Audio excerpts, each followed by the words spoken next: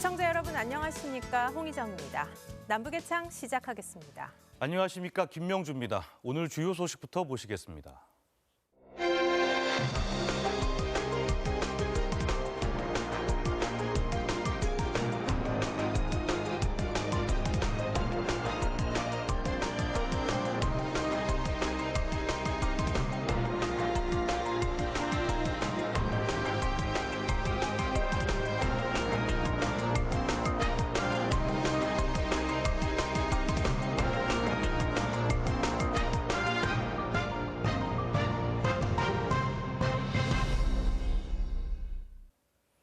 전 세계가 지켜보는 가운데 바이든 미국 대통령이 임기를 시작했습니다.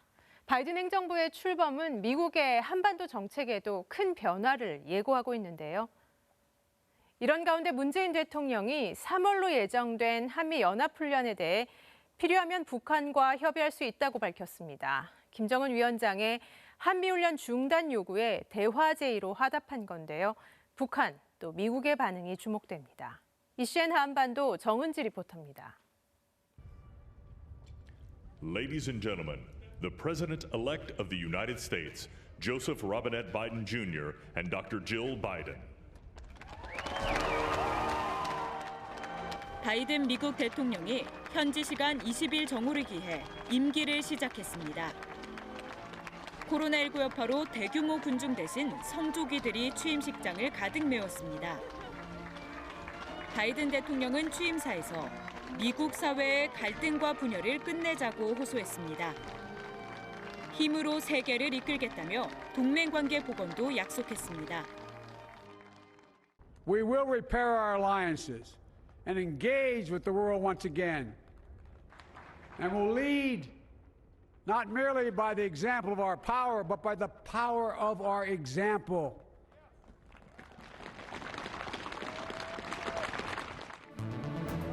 북한이 당대회에서 미국을 향해 대북 적대시 정책을 철회하라고 요구했지만 북한이나 한반도 문제에 대한 언급은 없었습니다.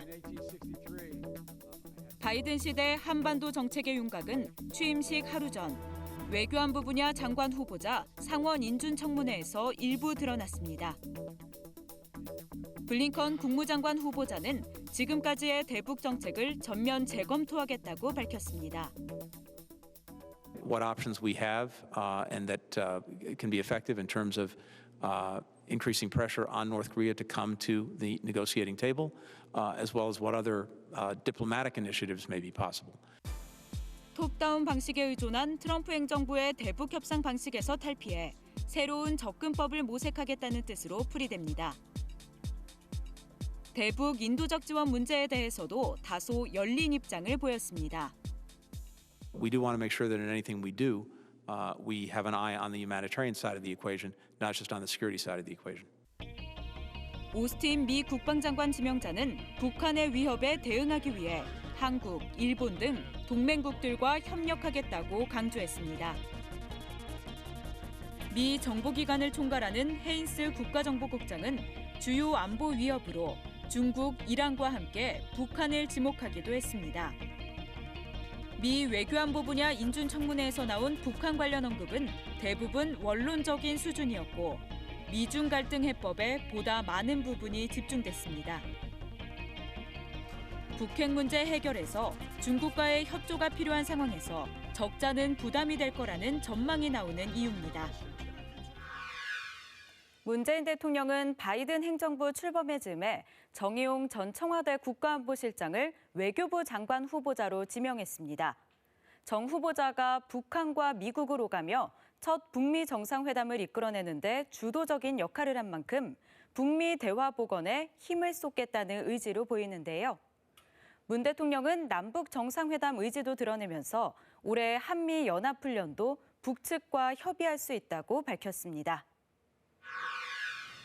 미 전략폭격기와 핵추진 항공모함 등 역대 최대 전략무기가 동원됐던 한미연합 독수리 훈련.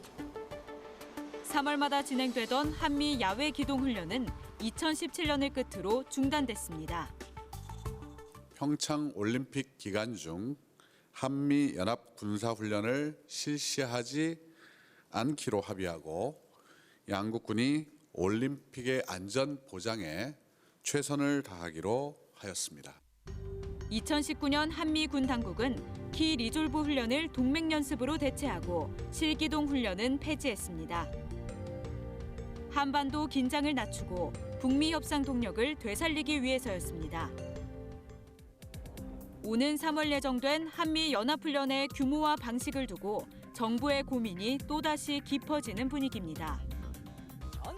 김정은 위원장이 당대회에서 남북관계 회복은 전적으로 남측의 태도에 달려있다며 한미훈련 중단 등을 조건으로 내걸었기 때문입니다. 첨단 군사장비 반입과 미국과의 합동군사연습을 중지해야 한다는 우리의 거듭되는 경고를 계속 외면하면서 북남 합의 리행에 역행하고 있습니다. 문재인 대통령은 신년 기자회견에서 한미 연합훈련과 관련해 필요시 북한과 협의할 수 있다고 밝혔습니다. 대화 통로로 9.19 군사합의에서 약속한 남북군사공동위원회를 들었습니다. 남북군사공동위원회를 통해서 북한과 이렇게 협의할 수 있다라는 말씀을 드립니다. 야당은 즉각 반발했습니다. 한미 연합훈련은 우리 안보와 직결되는 문제인 만큼 북한과 협의할 성격이 아니라는 겁니다. 한미 연합훈련을 북한과 협의할 수 있다고 한 발언에 이르러서는 과연 대한민국의 대통령이 맞는지 아연 실색할 뿐입니다. 북한이 새 잠수함 발사 탄도미사일을 열병식에서 공개하고 전술핵 개발까지 언급한 상황에서 연합훈련 중단을 논의하는 것 자체가 적절치 않다는 주장도 있습니다. 비핵화는 제대로 안 되면서 연합연습도 망가지는, 그렇게 되면 우리의 위협은 한결 높아지고 우리 대응 능력은 떨어지는 거거든요. 북한이 원한 것은 연합연습만이 아니잖아요. 우리 국방예산 계획에 따라서 첨단 무기, 우리 장비의 현대화가 계속 이루어지고 있는데 그것도 중지시켜야 되잖아요. 그게 가능한가요? 하지만 한미 연합훈련 연기 또는 축소가 남북미 대화 불씨를 살리는 단초가 될 것이란 전망도 있습니다. 만약에 연기 쪽으로 가게 된다면 북한도 군사적인 전략적 무력 시위나 이런 가능성은 상당히 낮아진다고 봐야 되고, 지금 당장 눈에 보이는 성과가 나타나지 않는다고 하더라도 북한이 대화에 나설 수 있는 명분을 한미가 주는 것이기 때문에 그 과정에서 북한의 호응도 이끌어낼 수 있다. 정부는 북한이 호응해 오면 대화를 하겠다는 방침이지만 넘어야 할 산도 적지 않습니다. 남북 장성급 공식 군사회담도 2018년 10월을 끝으로 중단됐고 9.19 군사합의에서 약속한 군사공동회는 한 차례도 열리지 못했습니다. 3월 한미연합훈련은 전시작전권 전환 검증과도 맞물려 있어 남북 관계는 물론 한미 동맹도 중요하게 고려해야 한다는 분석입니다. 한미 연합훈련 중단을 요구한 북한은 바이든 대통령 취임에 대해 아무런 반응을 내놓지 않고 있습니다. 지난 17일엔 최고인민회의를 열고 당대회 후속 조치들을 마무리했는데요. 경제 분야 내각 관료들을 상당수 교체하는 등 대규모 인사도 단행했습니다. 김정은 위원장이 내각 관료들을 한자리에 불러 모았습니다. 최고인민회의에서 새롭게 임명된 내각 총리와 부총리, 장관급 인사들입니다. 김 위원장은 당을 믿고 모든 사업을 통 크게 추진하라고 격려했습니다. 새로 임명된 내각 성원들이 당과 인민의 기대와 믿음을 손간도 잊지 않고 분발하고 또 분발하여 나라의 경제 사업에서 뚜렷한 성과를 거두리라는 확신을 표명하시면서 최고인민회의에선 당대회에 이어 경제 실패에 대한 강도 높은 지적이 나왔습니다. 내각 부총리 8명 가운데 무려 6명이 교체되기도 했습니다. 경제정책 실패 책임을 묻고 쇄신을 시도한 것으로 풀이됩니다. 경제 발전과 인민 생활 향상에서 뚜렷한 진전을 가져오지 못한 결함들과 원인, 교훈들을 심각히 분석 총무하고 새로운 5개년 계획 실현을 위한 현실적이며 동원적인 대책적 문제들을 제기했습니다. 하지만 올해가 새 국가경제발전 5개년 계획 첫 해임에도 불구하고 경제건설 예산은 단 0.6% 증가에 그쳤습니다. 경제난 극복을 목표로 삼았지만 현실적인 여건이 따라주지 않는다는 분석이 나오고 있습니다. 네, 바이든 시대 출범 그리고 한반도 정세 쟁점으로 떠오른 한미 연합훈련에 대해 살펴봤는데요. 그럼 미국 윌슨 센터 연구위원이신 정성장 세종연구소 수석 연구위원을 화상으로 연결해서 현지 분위기 알아보겠습니다. 정 박사님 안녕하십니까? 네, 안녕하세요. 바이든 대통령이 취임 연설에서 어떤 대북 메시지를 내놓을지가 관심이었는데 동맹을 복원하겠다는 정도의 언급만 있었어요. 북한이나 한반도 문제를 별도로 언급하지는 않은 이유 어떻게 평가하십니까? 이번 바이든 대통령의 취임사를 보면은 국제 관계와 관련된 부분의 비중이 상당히 작습니다. 전체 취임사에서 한 5%도 안 될 정도로 국제 관계에 대한 비중이 적고 거기에 특정 나라가 거론된 것도 없습니다. 따라서 한반도 문제가 그 안에 들어갈 여지는 거의 없었다고 볼 수가 있겠고요. 지금 미국이 겪고 있는 위기는 1930년대의 경제 대공황 그리고 1860년에 남북전쟁을 합친 것과 같다고 표현될 정도로 매우 심각한 그런 이제 정치적 분열, 사회적 갈등 그리고 코로나 보건 위기에 직면해 있기 때문에 한반도 문제가 바이든 대통령의 취임사에 들어갈 여지가 거의 없었다고 봅니다. 정 박사님, 우리 정부는 그 미국의 대북 정책 수립이 비교적 빠른 시간 안에 이루어질 것이다. 또 그 외교 정책에 있어서도 북한 문제가 뒤로 밀리지 않을 것이다. 이렇게 전망을 하고 있는데요. 미국 현지에서 보시기엔 어떻습니까? 바이든 행정부의 외교 엘리트들 보면은 과거에 북한 문제를 다뤘던 인물들이 많습니다.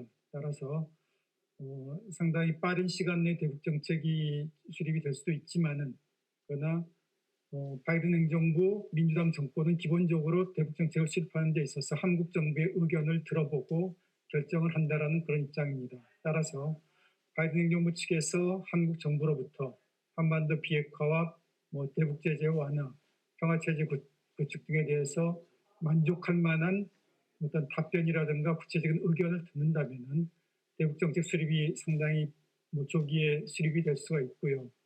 그런데 한국 측으로부터 미국이 듣고자 하는 그런 답을 듣지 못한다고 하면은 미국 대북 정책 수립에 상당히 시간이 걸릴 수도 있습니다. 토니 블링컨 국무장관 후보자가 기존의 대북 접근법 전반을 다시 살피겠다 이렇게 밝혔는데요.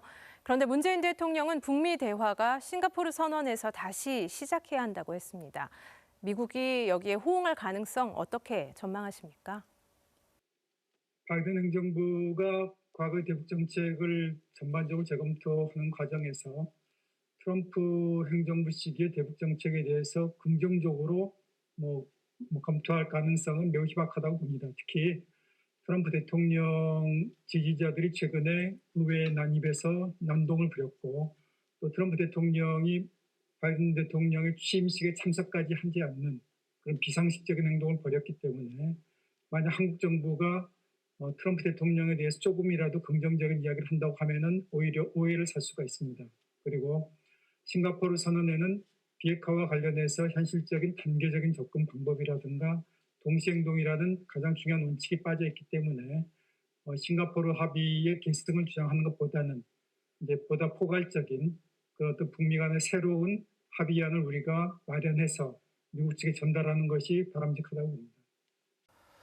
정 박사님, 한미 연합훈련을 북한과 협의할 수 있다는 게 그 문 대통령과 우리 군 당국 입장인데요. 미국에서 어떤 반응이 나온 게 있나요? 그 한미 훈련에 대한 인식이 그 트럼프 대통령 때와 좀 다르지 않을까 이렇게 예상되는데요. 과거 트럼프 대통령은 한미 연합 군사훈련에 대해서 경제적인 관점에서 접근했다면은 바이든 대통령은 이제 동맹이라는 관점에서 전혀 다른 시각에서 바라보고 있습니다. 따라서 한국 정부가 동맹인 미국과 사전에 상의하지 않고 북한과 먼저 연합군사훈련의 축소라든가 중단 문제에 대해서 논의하겠다라는 것을 바이든 행정부는 전혀 이해할 수 없다. 그런 입장을 보일 가능성이 높습니다. 이미 전 한미연합사령관이라든가 여기에 많은 한반도 전문가들은 문 대통령이 한미연합 군사훈련에 대해서 북한과 협의할 수 있다는 입장을 보인 것에 대해서 매우 부적절하다 그런 입장을 보이고 있습니다. 그리고 또 북한이 코로나19로 인해서 국경까지 폐쇄했고 모든 연락 채널까지 차단한 상황에서 남북 군사 공동위원회 개최를 수용할 가능성도 매우 희박하다고 봅니다. 네, 지금까지 정성장 미국 윌슨 센터 연구위원 겸 세종연구소 수석 연구위원이었습니다. 정 박사님 말씀 오늘 여기까지 듣겠습니다. 감사합니다. 네, 감사합니다.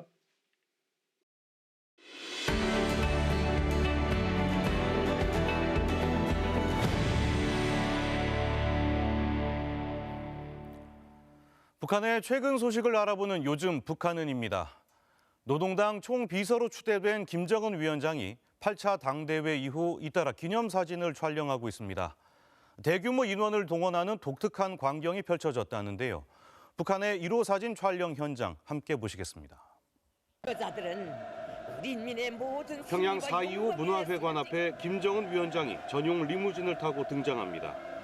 당 대회에 참가했던 대표들이 우렁찬 함성으로 김 위원장을 맞이합니다. 비서동지께서 촬영장에 나오시자 경의하는 총 비서동지를 모시고 당 제8차 대회가 진행된 영광의 대회장을 배경으로 뜻깊은 기념사진을 찍게 된 대표자들은 크나큰 감격과 환희에 휩싸여 있었습니다. 4천여 명의 당 대회 대표단이 한꺼번에 김 위원장과 사진을 촬영했는데요. 모두 마스크도 쓰지 않은 채 빽빽하게 자리를 메웠습니다. 전체 인원을 한 사진에 담으려면 카메라를 멀찍이 떨어뜨려야 하는데요. 김정은 위원장이 어디 있는지 분간하기 힘들 정도입니다. 최고 지도자와 1호 사진을 찍어본 북한 주민들, 어떤 반응일까요? 우리들과 함께 영광의 기념사진을 찍어주실 줄이야 어찌 알았겠습니까? 정말 교육자로 살아오면서 품었던 가장 큰 서원을 풀어주셨으니 그 고마움을 그 어디에도 비길 수가 없습니다. 사랑의 기념사진을 찍던 그날은 우리 청년들에게 있어서 잊을래야 잊을 수 없는 영광의 날이었습니다. 그때 그 누구도 상상을 못했습니다. 세상에서 제일 큰 기념사진, 난생 처음 보는 기념사진을 보면서 한 사람 같은 원수님 옆에 서 있는 사람이 바로 나다고, 원수님 제일 가까이에 내가 서 있다고 한결같은 목소리로 말하고 있습니다. 이 같은 북한식 기념사진 촬영은 김 위원장 집권 이후 횟수가 늘었습니다. 주민들과의 활발한 접촉으로 충성심을 확보하는 동시에 주민 친화적 이미지를 쌓으려는 건데요. 김 위원장의 기념사진 촬영 행보는 당 대회와 최고인민회의 결정사항을 충실히 이행하라는 격려의 의미도 담긴 것으로 보입니다. 북한 당국이 주민 식생활 수준을 향상시키기 위해서 버섯 재배를 장려하고 있습니다. 버섯은 주로 농장에서 키우는 작물인데요. 북한 전역에 다양한 품종의 버섯을 생산하고 있는 공장이 늘고 있다고 합니다. 변화하고 있는 북한의 버섯 재배 방식, 지금부터 함께 보시죠. 일꾼들이 버섯을 따고 있는 이곳은 평양의 보성 버섯 공장입니다. 18개 동의 재배시설에서 10여 종의 버섯을 생산하고 있는데요. 온도와 습도에 민감한 버섯이 겨울철엔 성장에 더딘 점을 고려해 낮은 온도에서도 잘 자라는 저온성 버섯을 집중적으로 키우고 있습니다. 경리하는 원수님께서는 품종 선택을 잘하여 버섯을 1년 내내 중단 없이 생산할 때 대하여 가르쳐 주셨습니다. 공장에서는 저온성 품종인 흰 건봉버섯, 우타리버섯, 팽나무버섯을 기본 품종으로 정하고 생산을 진행하고 있습니다. 북한 당국은 단백질 등 영양소가 풍부하고 대량 생산이 가능한 버섯 재배를 적극 권장했는데요. 특히 느타리 버섯은 1헥타르당 100톤 가까이 수확이 가능해 효자 품종으로 꼽힌다고 합니다. 이 공장은 품종 관리 외에도 자동화 생산 방식 구축에도 심혈을 기울이고 있습니다. 버섯 생산에서는 종균 배양이 기본이라고 이제는 버섯을 토법이 아니라 각종의 방법으로 재배해야 된다고 하셨습니다. 그러시면서 액체 종균 생산 공정을 확립하여야 연간 수백 톤의 버섯을 생산할 수 있다고 가르쳐 주셨습니다. 액체 종균 생산 방식은 고체 종균보다 배양 기간이 짧은 장점도 갖고 있습니다. 북한은 식량난을 극복하기 위해 국가과학원에 버섯연구소까지 설립해 운영하고 있는데요. 이 연구소에서 버섯 수확량을 보장할 재배 기술을 개발해 북한 전역에 보급하고 있는 것으로 알려졌습니다. 지금까지 요즘 북한은이었습니다.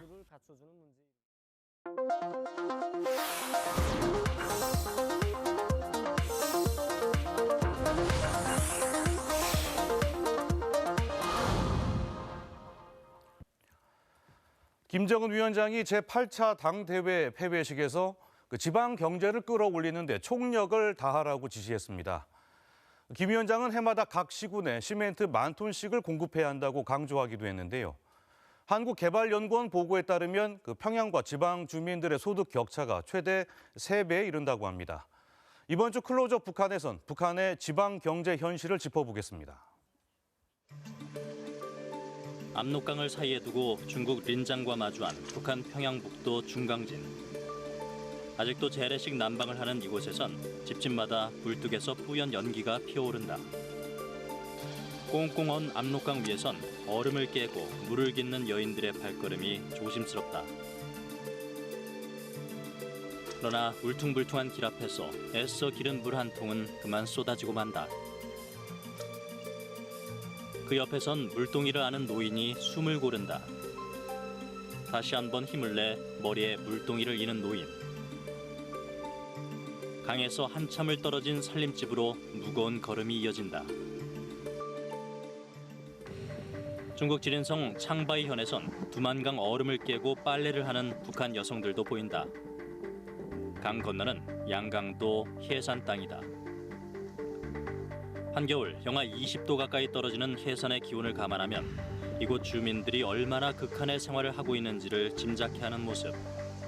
그러나 주민 대부분이 생활용수를 강물에 의지하다 보니 이 같은 고충은 감내할 수밖에 없다. 10여 년 전부터 북중 접경 지역을 관찰해온 강동환 교수는 북한의 지방 사정이 좀처럼 나아지지 않고 있다고 보고 있다. 이 영상들이나 사진들을 보면 한국의 1950년대 모습 같다라고 많이 이야기를 하는데요. 대부분의 도시의 모습들이 정말 도청 소재지가 있는 도시가 맞는가 할 정도로 굉장히 지배 구조라든지 또 사람들의 살아가는 모습들이 열악하다는 것을 한눈에 알 수가 있습니다. 남녀노소 할 것 없이 동원되는 걸음 전투도 마찬가지다. 농기구 몇 대면 금방 수거될 양이지만 현실은 주민들의 노동력만으로 이루어지고 있다. 반면 평양은 고층 건물의 현대식 편의시설들이 즐비하다. 실제로 김정은 위원장 집권 이후 평양은 외형적으로 더욱 웅장하고 화려한 변화를 이어왔다. 하지만 평양을 조금만 벗어나도 대부분이 농촌이다. 비교적 곡창지대라 불리는 황해도 지역조차 식량 사정이 열악하다고 지난 2019년 세계 식량 계획이 보고했다. 북한도 오랜 기간 지역 경제 강화를 강조해왔다. 그러나 1990년대 경제난으로 배급제를 비롯한 계획 경제 시스템이 붕괴되면서 지역 간 격차는 더욱 벌어질 수밖에 없었다. 북한 당국은 각종 지원을 평양에 집중시켰고 지방이나 관심권 밖의 시설에는 자력갱생을 강요했다. 중앙 예산이 감소를 하면서 나라가 지방 기업들한테 돈을 줄 수가 없었던 거죠. 그리고 원료 자재도 줄 수가 없었고요. 그러다 보니까 지방이 점점 더 낙후해지고, 그러니까 더 소재지 그리고 시나 군 소재지의 차이가 그렇게 크게 벌어지게 되는 겁니다. 김정은 위원장도 집권 이후 지역 균형 발전을 위해 지금까지 5개의 경제특구와 22개의 경제개발구를 설치했다. 중앙정부의 재정 지원 대신 해외 자금 유치라는 대외 전략을 세운 것이다. 대표적인 경제특구는 북한 경제의 숨통이라 불리는 신의주다. 북한은 일찍이 2002년부터 신의주를 특별행정구로 지정하고 중국과의 공동개발을 추진해왔다. 그러던 중 개발을 책임지던 중국인 사업가 양빈이 탈세 혐의로 구속되고 사업을 총괄했던 장성태까지 숙청된 이후 신의주 특구 개발은 현재까지도 표류하고 있다. 원산 금강산 관광 특구도 큰 주목을 받았다. 북한은 원산 개발 전략을 2014년 6월 최고인민회의에서 공식화했고 투자 설명회도 개최했다. 그러나 북한의 계속되는 핵과 미사일 개발로 국제사회의 강력한 대북 제재가 이어지면서 외국인의 직접 투자가 쉽지 않은 게 현실이다. 대북 제재 때문에 외자가 들어갈 수 없고 또 대북 제재의 원인은 북한이 핵 개발을 했기 때문이었고 그런 이유로 해서 경제개발구를 지정을 했지만 그게 이행될 수가 없었던 구조였죠. KDI 한국개발연구원은 평양과 지방 주민 간 소득 격차가 최대 3배까지 벌어졌다고 보고했다. 실제 지난해 6월까지도 북한 당국과 김정은 위원장의 평양 챙기기는 계속됐다. 지난해 6월 김정은 위원장이 주재한 당 정치국 회의. 당시 결정안에는 수도 평양 주민들의 생활 보장 내용이 담겨 있었다. 경의하는 최고령도 자동직께서는 수도 시민들의 생활 보장에서 시급히 해결해야 할 문제들을 구체적으로 지적하시면서 그런데 지난해 여름을 지나면서 상황은 달라졌다. 대형 태풍이 잇따라 북한 전역을 강타하며 지방 농촌 마을에 심각한 수해가 발생한 것이다. 당시 김정은 위원장은 직접 군 단위 피해 지역을 시찰했는데 그러면서 농촌 마을의 실상을 절감한 것 아니냐는 분석이다. 지난해 수해가 나면서 검도기 가보고 거기 2만 5천 세대 살림집을 건설을 해라 라고 하면서 그때 가장 느끼지 않았나라는 생각이 들어요. 부익부 빈익빈 정도로 이렇게 차이가 나니까 이거 어느 정도 접해야 돼야 될 김정은 위원장 전체 주민 생활에서의 과제가 있었던 거죠. 그래서 이번에 특별히 강조한 건 아닌가.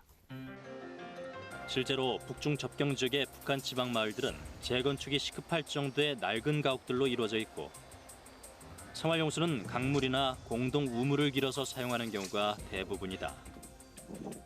일부 신축 아파트에서도 공동 펌프를 이용해 빨래나 설거지를 하는 모습이 목격되고 있다.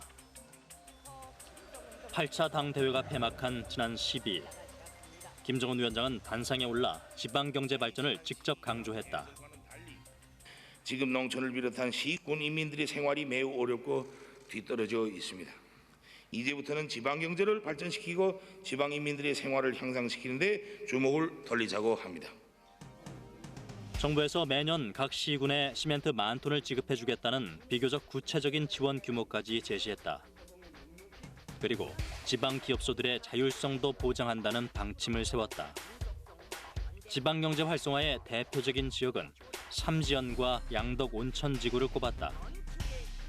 하지만 지금과 같이 대북 제재가 장기화되고 코로나19 사태로 국경까지 막혀있는 상황에선 지방 스스로의 자립은 힘들다는 것이 지배적인 평가다. 삼지연이라는 게 산간지대의 범벅이, 북한식으로는 범벅이 한국식으로는 모델을 꾸려가지고 다른 지역들도 그렇게 하도록 하자. 이상이죠, 이상. 양덕 온천도 하면서 양덕군을 변모를 시켰어요. 그런 성과도 왔어요. 문제는 근데 중앙이 돈을 댔다는 거죠. 새로운 경제개발 5개년 계획으로 지방 경제 발전을 목표로 삼은 북한. 그러나 이번 당대회에서 자력갱생을 강조한 만큼 주민들의 희생이 불가피할 전망이다.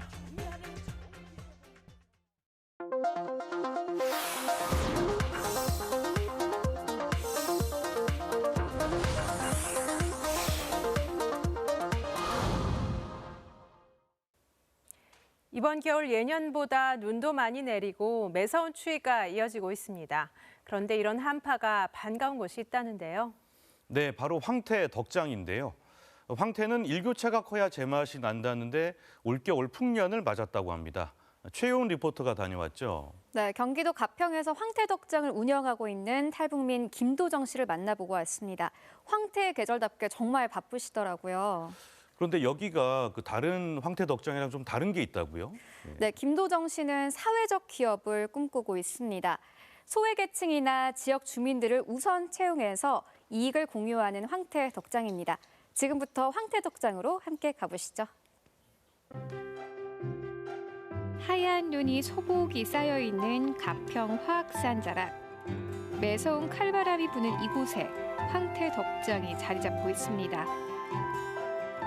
얼었다 녹았다를 반복하는 황태들. 황태 제철을 맞아 분주한 손길이 이어지고 있습니다. 선생님 안녕하세요. 안녕하세요. 이게 다 뭐예요, 지금? 제대로 말을 하고 이제 서로 부딪힌 애들끼리 뜯어지는 작업을 지금 하고 있어요. 함경북도 경성이 고향인 김도정 씨는 2007년 한국에 온 탈북민인데요. 도정 씨는 고향의 맛이 그리워 황태를 말리기 시작했습니다. 처음엔 지인들에게 황태를 선물로 나눠주다가 점차 입소문을 타게 됐고 2012년 아예 가평에 덕장을 열었습니다. 여기 온도가 이제 그 우리 고향에 있던 그 온도하고 이제 밤낮 온도가 차이가 이제 비슷하더라고요. 그리고 이제 또 중요한 거는 깨끗하잖아요. 도정 씨는 본격적인 대량 생산에 들어가면서 최고의 맛을 찾기 위해 4년 동안 끊임없이 연구했는데요. 그 결과 연간 40톤 정도의 명태를 건조시킬 정도로 규모가 커졌습니다. 하지만 덕장을 운영하기 전에는 탈북민이란 이유로 시련이 많았습니다. 먹고 살기 위해서는 닥치는 대로 했어요. 뭐 농사도 짓고 장사도 해보고 뭐 식당 같은 데 가서 이제 설거지도 해보고 뭐 이렇게 하면서 뭐 못 해본 일이 없었던 것 같아요. 김도정 씨는 새로운 환경에서 일을 구하는 게 쉽지 않았다고 하는데요. 그럼에도 불구하고 자신처럼 일을 구하고 싶어하는 사람들을 위해서 직접 사업에 뛰어들었습니다. 도정 씨는 덕장 운영을 시작하기 전부터 소외계층을 위한 일자리를 만들어 도움을 주겠다는 계획을 세웠는데요. 본인이 하고자 하는 의지만 있다면 할 수 있는 일이어서 내가 이제 조금 자리를 잡아서 그러한데 조금 도움이 됐으면 좋겠다 하는 생각으로 시작을 했습니다. 일을 할 수 있다는 즐거움 때문일까요? 혹독한 추위를 견뎌내야 하는 고된 일이지만 직원들의 얼굴에는 웃음이 끊이질 않습니다. 올해는 너무 좋았어요. 날씨가 날씨가 계속 추웠잖아요. 춥고 막 이래갖고 아주 명태하는 최적의 날씨라고 봐야 돼요. 올해는 상칠에 자꾸 제품 나올 것 같아요. 상칠에 나올. 코로나 시기에 좀 취직하기도 힘들고 다 이제 막 해고시키려 하는데 얼마나 많아요, 회사가. 진짜 받아들여 주시고 이렇게 너무 감사하고 우리 사장님한테 너무 감사해요. 추위에서 고생한 직원들을 위해 도정 씨가 따뜻한 점심을 준비합니다. 순식간에 정성스러운 한상이 차려졌는데요. 대표님 음식 솜씨 어떤 것 같아요? 칭찬만 해요. 최근에 함께 일을 하게 된 신인숙 씨는 나이도 많고 몸이 불편해 취업이 쉽지 않았다고 합니다. 나이가 60 넘었는데 장애인이고 그런데 손이 불편하니까 이게 생산량이 적은데도 불구하고 사장님이 이렇게 이해해 주시고 열심히 하면 된다고 앞으로 그런 말씀을 하신 데에서 좀 열심히 노력하려고 하고 있어요. 도정 씨 덕장은 지역 주민들을 우선 채용하면서 지난해에 예비 사회적 기업으로 지정되는데요. 하지만 여기까지 오는 길도 쉽지 않았습니다. 사업 규모를 더 키워 어엿한 사회적 기업을 꾸리는 게 도정 씨의 꿈입니다. 사회적 기업이라는 거를 모르고 시작을 했어요. 자금 문제라든가 이런 게 어려운데 다 지원 받을 수 있다. 그래서 이제 처음에 시작을 해가지고 그런 게 너무 어려워가지고 이제 가방을 메고 다니면서 이제 많이 주변에 문 두드려가지고 이제 그러한 것을 배우면서 지금은 이제는 좀 적응이 됐어요. 이제 양질의 황태를 생산하기 위해 마지막 손질 단계도 소홀히 할 수 없습니다. 저도 위생복을 입고 작업에 뛰어들었는데요. 보기보다 쉽지가 않네요. 이거 뼈예요? 아니에요. 이런 뼈. 네. 이 하루 종일 가다 한 개도 못 하겠어요. 오히려 짐이 된 건 아닐까 하는 생각이 들려던 찰나. 아이고 우리 회장님 오셨어요? 한창 바쁜 작업장을 찾아온 한 남자. 바로 김도정 씨의 남편 이근길 씨입니다. 눈이 오고 그래가지고 위험해서 쫓아왔어요. 언제나 묵묵히 아내의 곁을 지키는 믿음직한 남편인데요. 작업장에서도 바늘과 실처럼 항상 꼭 붙어 다닌다고 합니다. 운영이 힘들어 황태 덕장을 포기하려고 할 때마다 남편 이근길 씨는 이 아내 옆에서 큰 힘이 되어줬다는데요. 알콩달콩 지내는 이 부부, 그런데 결혼까지는 우여곡절이 많았습니다. 손질이 끝난 황태를 차에 싣고 서울에 있는 포장 장소로 이동을 합니다. 우리 소개팅으로 만났어요. 어떻게 보면 내가 원하는 것을 잘 아는 사람이었던 것 같아요. 그런데 근길 씨는 결혼 생각이 없는지 아무런 말도 없었다는데요. 지금 이렇게 같이 있는데 왜 내가 부담을 져야 돼? 그것도 몰랐어요. 그냥 같이 있으면은 그걸로 만족했어요. 답답한 마음에 도정 씨가 먼저 청혼했고 2008년 두 사람은 평생을 함께하게 됐습니다. 그리고 슬하에 3명의 자녀를 두고 단란한 가정을 꾸렸는데요. 홀로 탈북한 도정 씨는 남편에게 항상 고마운 마음을 가지고 있습니다. 부부의 이야기를 듣다 보니 어느새 작업장에 도착했는데요. 설 명절을 앞두고 눈코 뜰 새 없이 바쁘지만 도정 씨는 지금이 행복하기만 합니다. 정말로 취업이 내 삶과 연결이 돼가지고 필요로 한다는 이런 분들이 있다면 누구든 환영을 하고 그분들에게 안정적인 삶을 영위할 수 있도록 하기 위해서 더 많이 찾아보도록 하겠습니다. 소외계층도 마음껏 일할 수 있는 기업형 덕장을 운영하고 싶다는 김도정 씨. 작지만 큰 꿈을 실천해 나가는 도정 씨를 응원합니다. 네, 바이든 시대가 막이 올랐습니다. 앞으로 한미, 북미 관계가 어떻게 변화할지 관심 갖고 지켜봐 주시기 바랍니다. 오늘 남북의 창은 여기까지입니다. 저희는 다음 시간에 다시 찾아뵙겠습니다. 네, 북한도 코로나19 때문에 방학이 길어지고 있는데요. 교사들이 직접 가정을 방문해 학생들을 지도하는 영상 마지막으로 준비했습니다. 시청해 주셔서 감사합니다.